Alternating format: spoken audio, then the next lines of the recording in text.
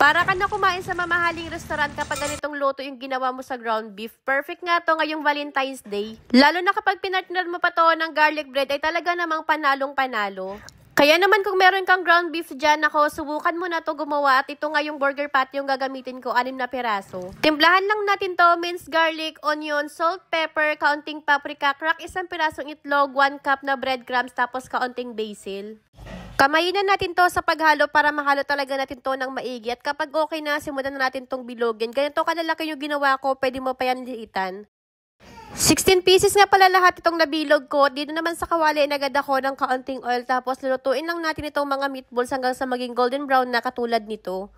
Tanggalin na natin yan sa pan, tapos magsutay na rin tayo dito ng onion at garlic. Hindi na natin babawasan yung mantika dahil nandyan yung lasa. Para sa sauce, bolognese sauce yung ginamit ko dito at inubos ko na nga itong isang bote. Para naman sa pampalasa nito, nag-add lang ako dito ng beef cubes, salt, pepper, tapos sinalo-halo ko muna to at lalagay na rin natin dito yung mga meatballs na niluto natin kanina.